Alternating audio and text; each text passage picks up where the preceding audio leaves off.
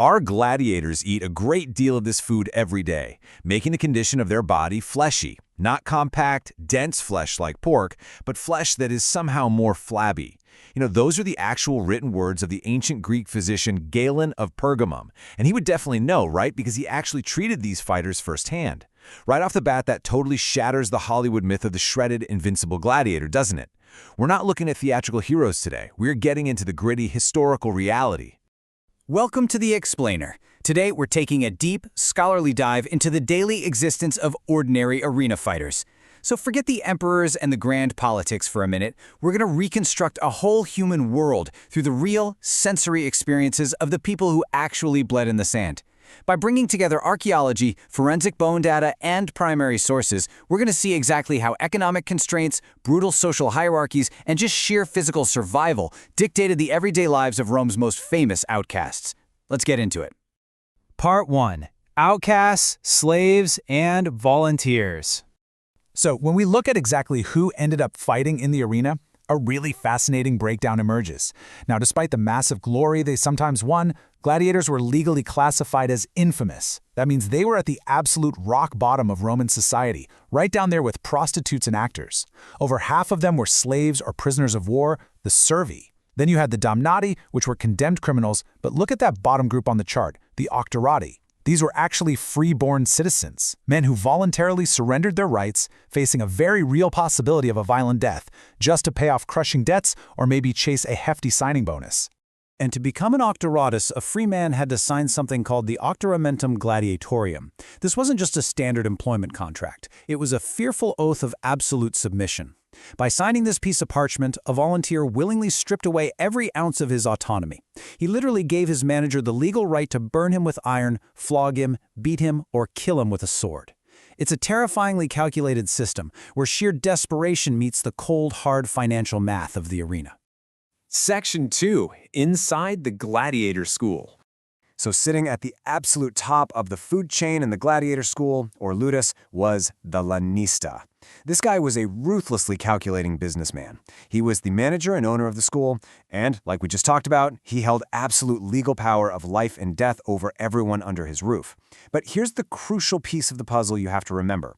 His primary goal was actually protecting a massive financial investment. Make no mistake, gladiators were big business. A fully trained fighter could cost the modern equivalent of hundreds of thousands of dollars. The lanista simply couldn't afford to just throw his assets away. And we could actually see exactly how they protected that investment by looking at ground-penetrating radar data from the Carnuntum School over in Austria. The architecture perfectly captures the suffocating contradictions of a gladiator's life. Think of it as a bizarre hybrid between a maximum security prison and a high-performance athletic facility. On one hand, you've got these luxurious hypocaust heated floors for winter training and extensive bathing complexes with hot and cold pools for muscle recovery. But right next to all that luxury, incredibly claustrophobic 32-square-foot sleeping cells, barely big enough for a grown man to turn around in. Oh, and a sunken, windowless punishment cell just in case you got out of line. Prized assets for sure, but absolutely still prisoners. Moving on to Section 3, the Tetrad Training System. Now, the Romans didn't just shove a bunch of men into a courtyard and tell them to brawl. Not at all. They actually utilized highly advanced athletic science. The ludus relied on a sophisticated periodization model called the 4-day tetrad system, which was originally brought in by Greek trainers. Day 1 was preparation, getting the body ready. Day 2 was maximum intensity, really pushing the absolute limits of their physical and mental capacity. Day 3 was dedicated to active recovery, to promote restoration. And then Day 4 brought them back to a moderate baseline of technical work. This repeating, relentless cycle was specifically engineered to build immense endurance while keeping the fighters from completely burning out biologically. The sensory reality of this daily grind must have been just grueling. Every morning, gladiators spent hours repeatedly striking a heavy wooden post with a rudis. This was a wooden training sword that was purposefully weighted to be twice as heavy as standard steel. Just imagine the deep, burning ache in your shoulders from swinging double weight for hours, day in and day out. But the genius of it was, when they finally stepped onto the sand of the arena and held the real steel gladius, that blade felt practically weightless. Because of that brutal training, their strikes were reflexive, instantaneous, and explosively fast. Which brings us to Section 4, the barley eater's diet. So what exactly were these professional killers eating to fuel all this training? Well, when we look at the data, a really surprising picture emerges. Forget the giant legs of roasted mutton. It was actually a profoundly vegetarian, highly carbohydrate-heavy diet. We're talking mostly barley porridge, fava beans, oatmeal, and dried fruit. It was so distinct, in fact, that the Roman author Pliny the Elder recorded a mocking nickname the crowd used for them, the hordearier, which translates to the barley men. It was cheap, sure, and it provided sustained energy for grueling workouts, but it also achieved a very specific, fascinating physiological goal. The real key here is the brilliant, if admittedly somewhat gruesome, medical logic behind all those carbs. Eating that diet packed on a thick, dense layer of subcutaneous fat. Out there in the arena, this fat acted as an organic defensive barrier. It literally protected the underlying blood vessels, nerves, and ligaments from fatal cuts. A shallow slash across this fatty layer wouldn't cripple the fighter, but it would bleed spectacularly for the cheering crowd. So it ensured a fantastic, bloody show, all while maximizing the chance that this incredibly expensive fighter would actually survive the day. But here's the catch. A diet of mostly barley and beans leaves you with a massive calcium deficit. And that's a huge problem when you're systematically remodeling your own skeleton through daily high-impact combat training. Enter the sinus lixivus putus. Think of this as the ancient equivalent of a post-workout sports drink. It was a potent tonic made from charred wood and plant ashes mixed with water or vinegar. It sounds awful, but it was absolutely packed with calcium and magnesium to replenish their exhausted, microfractured bones after a brutal day on the yard. And the amazing thing is, we don't just have to take ancient texts at their word on this. We can ground these dietary facts in hard forensic science.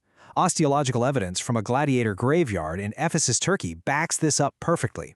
Isotopic analysis of the bones revealed extreme strontium to calcium ratios, which definitively proves they were drinking these ash tonics. The incredible bone density and enlarged muscle attachment markers confirm the relentless mechanical loading they put their bodies through. And, looking at the beautifully healed fractures found on these skeletons, we have solid proof that when they did get injured, they received truly top-tier medical intervention. Let's look closer at that in Section 5, the economics of the arena. Take a look at this number, 10%. What you should take away from this statistic is a complete reversal of what we usually assume about gladiators. Roughly 1 in 10, that was the chance of dying in a 1st century AD bout. We always kind of assume every single fight was a chaotic massacre to the death. But remember what we talked about. The lanista simply could not afford to waste his expensive investments. A dead gladiator was a total financial loss. Because of that, strict rules were enforced by referees, and fighters were very often spared by the sponsor if they put on a brave, entertaining show. Because they were such incredibly valuable assets, the ludus employed a massive support staff to keep them in peak condition. They had medici, who were expert physicians treating their wounds, unctors, specialists giving them post-workout oiling and massages, and doctors, retired veteran gladiators acting as weapon masters. It is a profound, almost tragic historical irony that a lowly, enslaved gladiator, completely stripped of his human rights, actually had access to significantly better daily medical care, physical therapy, and nutrition than the vast majority of free Roman citizens walking the streets right outside the ludus walls. So, you have to ask, why endure this? What was the point of surviving the grueling morning drills, the agonizing wooden swords, the bowls of barley porridge, and the sheer terror of the arena? The ultimate goal of this brutal existence was to just survive the chronological grind long enough to be awarded the ludus. If a gladiator survived his contract or fought so spectacularly well that the sponsor of the games was moved to grant him liberty, he was handed a wooden sword. It was the ultimate symbol that he was no longer a piece of property, but a human being who had finally reclaimed his freedom. Which brings us to our final thought for today.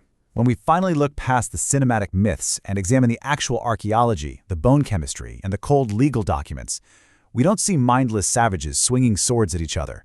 We see ordinary people navigating a terrifyingly calculated ancient system. So, were gladiators just mindless entertainment, or were they highly disciplined professionals trapped within a brutal socioeconomic machine? The sheer resilience it took to wake up in those claustrophobic cells, drink a bitter tonic of ashes, and step out onto the sand is just staggering. I really hope this explainer has given you a newfound appreciation for the gritty, lived reality of the Roman gladiator. We'll leave you to consider the immense human will it took to survive their world.